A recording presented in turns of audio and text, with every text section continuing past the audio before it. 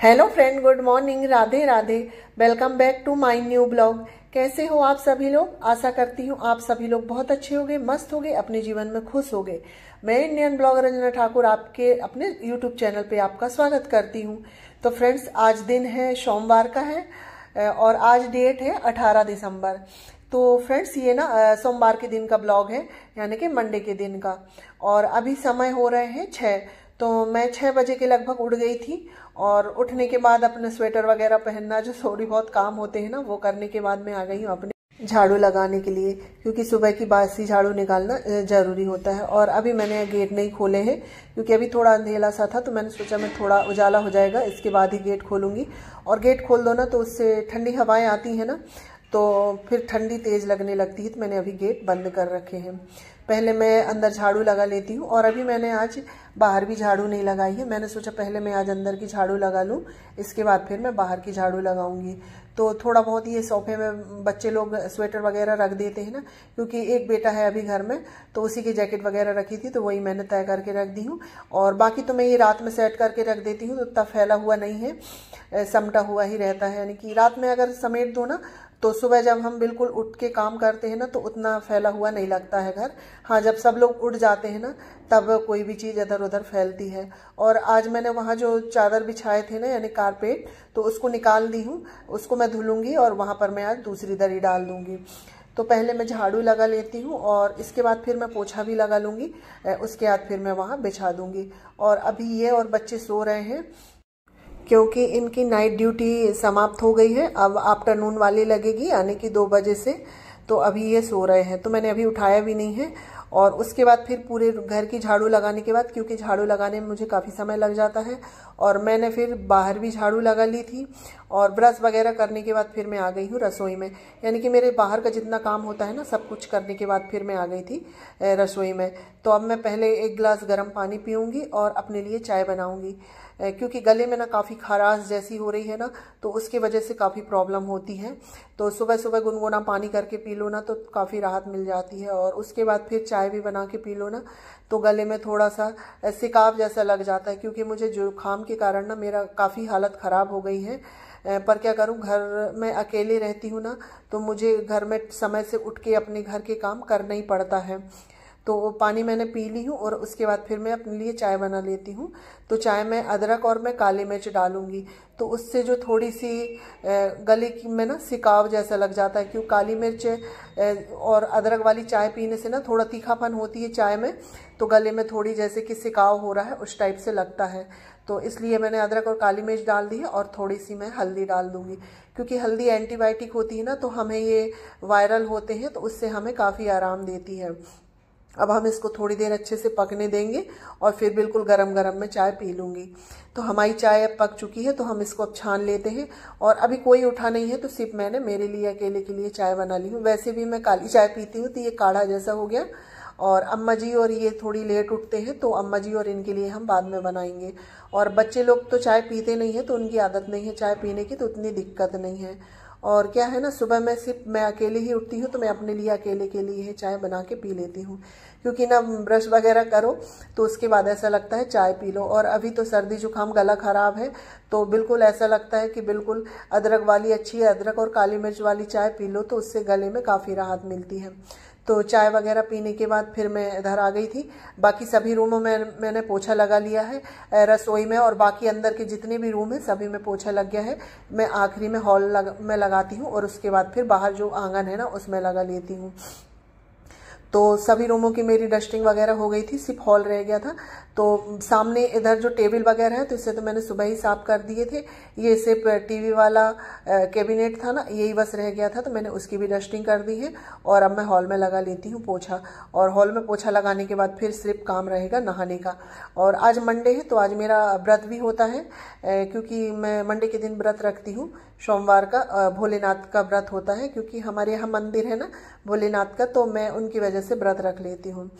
पर मैं ये यानी कि हर रेगुलर वाले सोमवार होते हैं व्रत में, तो उसमें मैं बिना नहाए भी चाय पी लेती हूँ एक बार, क्योंकि अब हमको हमेशा ही रखने हैं, 12 महीने के होते हैं ये, तो उसमें मैं सुबह चाय पी लेती हूँ।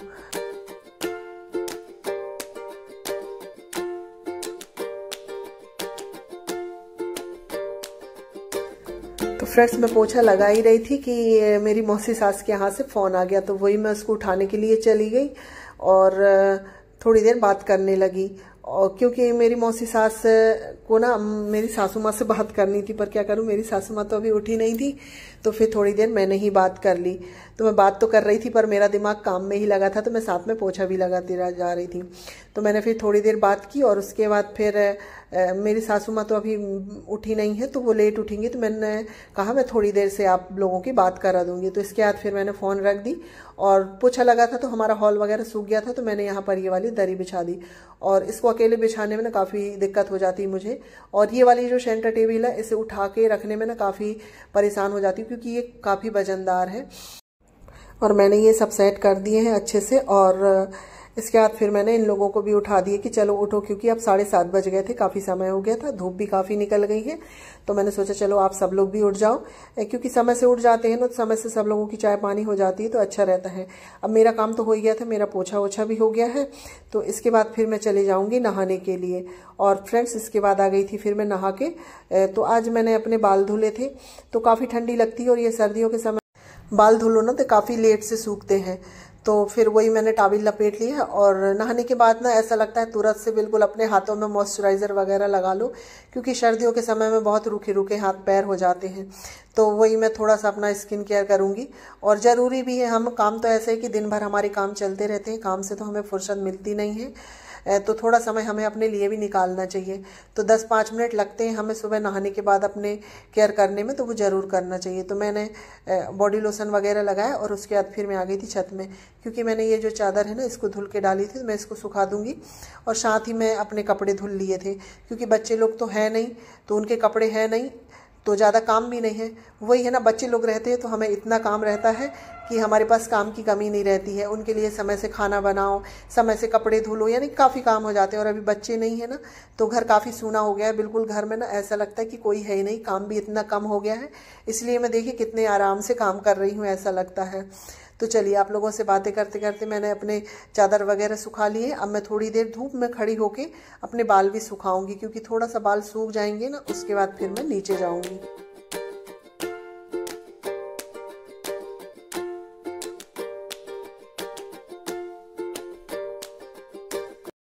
और सर्दियों के समय में ना थोड़ी देर धूप में खड़े रहो ना तो अच्छा लगता है, और थोड़ी बहुत हमें धूप सेकना भी चाहिए। 10-15 मिनट की धूप हमारे शरीर में लगना भी चाहिए, उसके भी ना काफ़ी ज़्यादा फायदे होते हैं। तो वही 10 मिनट मैं धूप में खड़ी रही, और धूप तो कम है ना, हवाएं बहुत चल रही हैं, तो उसकी वजह से और ठंडी लग रही थी। तो मैं थोड़ी देर धूप में खड़े होने के बाद आ गई थी नीचे, क्योंकि अब मुझे खाने की तैयारी करनी है, क्योंकि नाश्ता वगैरह तो होगा नहीं, बच्चे लोग हैं नहीं, तो स्कूल की जल्दी नहीं है। तो अम्मा जी क्योंकि नाश्ता करती नहीं है तो एक ही साथ खाना होता है, तो मैं चलो साथ ही साथ खाना भी बना लेती हूँ। तो पहले मैं दाल चढ़ा देती हूँ, उसके बाद फिर मैं सब्जी वगैरह कट करूँगी, क्योंकि मैंने अभी सब्जी भी कट करके नहीं रखी है। तो दाल पकते तक मेरी सब्जी भी कट हो जाएगी।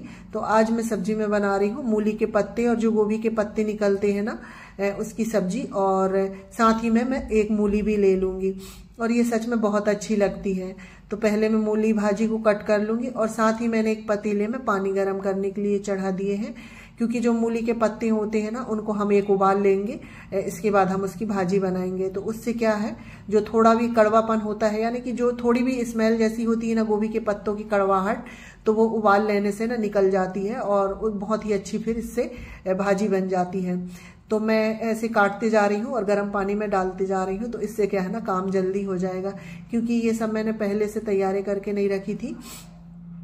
तो साथ ही साथ मैंने सोचा चलो मैं कट करते जाऊंगी और ये उबालते जाऊंगी, तो साथ ही साथ ये कटिंग भी हो जाएगी और हमारी भाजी भी उबल जाएगी। तो पूरी भाजी हमारी कट गई है और मैंने पूरी पतीले में डाल दी, और देखिए कितनी अच्छे से उबल गई।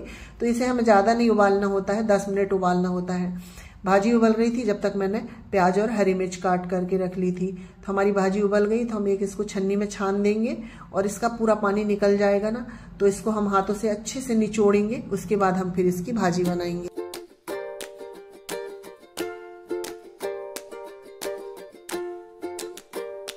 तो फ्रेंड्स हमारी भाजी थोड़ी ठंडी हो गई थी ना, तो मैंने फिर कढ़ाई चढ़ा दी हूँ और उसमें तेल डाल के, और तेल गरम हुआ तो फिर उसमें जीरा प्याज और हरी मिर्च जो कट करके रखी थी वो डाल देंगे। और अभी हमारी प्याज हरी मिर्च भुन रही है ना, तब तक मैंने अपने लिए गरम गरम चाय बना ली है, अदरक काली मिर्च और गुड़ वाली, क्योंकि व्रत है तो अब मुझे 1 कप दूध वाली चाय चाहिए होगी। और मैं इसको गुड़ डाल के बना रही हूँ, तो इससे मुझे काफ़ी सर्दी में भी काफ़ी आराम सा लगेगा, क्योंकि अदरक और काली मिर्च डाल के गुड़ वाली चाय पी लो ना तो सर्दी में भी काफ़ी आराम होता है। तो चाय बना के मैंने रख दी हूँ, क्योंकि मैं चाय काफ़ी ठंडी पीती हूँ तो मुझे समय लगेगा पीने में। जब तक हमारी प्याज और हरी मिर्च भी भुन गई थी, तो अब हम इसमें ड्राई मसाले डाल देते हैं, और जो ये बेसिक के होते हैं डेली यूज़ वाले, धनिया पाउडर, लाल मिर्च पाउडर और हल्दी पाउडर और थोड़ा सा गरम मसाला, इन सबको हम मिक्स कर देंगे।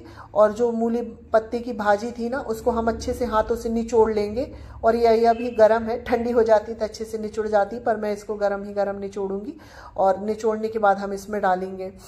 तो इस तरह से ये बनाओ ना, तो इसमें जो थोड़ा बहुत भी मूली का जो स्वाद होता है ना, कड़वापन, वो निकल जाता है, और ये बहुत ही अच्छी लगती है। और सच में ये खाने में बहुत अच्छी लगी थी। तो ये देखिए हमारी भाजी बिल्कुल हो गई है बन के तैयार, और इसे हम थोड़ी देर और भूनूंगी मैं। इसके बाद हमारी भाजी बन के तैयार हो जाएगी। और भाजी भून रही थी, तब तक मैंने सोचा चलो मैं ये पपीता रखा था मेरे पास, तो इसको मैं कद्दूकस कर लूँ। तो आज मेरा व्रत है तो उसके लिए मैं हलवा बना लूँगी। तो इससे हमारे ना साथ ही साथ 2 काम हो जाएंगे, सब्जी भी बनती रहेगी और हमारी ये किशनी, साथ ही हमारा पपीता भी कद्दूकस हो जाएगा। तो हलवा तो मैं जब सब लोगों को खिला पिला दूंगी, उसके बाद हम फिर इसका हलवा बना लेंगे। तो सब लोगों का खाना पीना हो गया था फ्रेंड्स, और मैंने गैस काउंटर भी क्लीन कर लिए थे, और ये मेरा हलवा भी बनने लगा है। और इसकी जो क्लिप बनाने की थी ना, वो मुझसे मिस हो गई है, तो मैं इसकी रेसिपी आप लोगों के साथ और कभी शेयर कर दूंगी। तो फ्रेंड्स हमारा हलवा बन के हो गया है तैयार, आ जाइए आप लोग भी खा लीजिए गरम गरम। और इसी के साथ मैं अपने ब्लॉग का भी एंड करती हूँ। अगर आप लोगों को मेरा वीडियो अच्छा लगे तो लाइक शेयर सब्सक्राइब करिएगा, और चैनल में नए आते हैं तो प्लीज़ सब्सक्राइब करिएगा। मिलते हैं नेक्स्ट ब्लॉग में, जब तक के लिए बाय बाय, टेक केयर।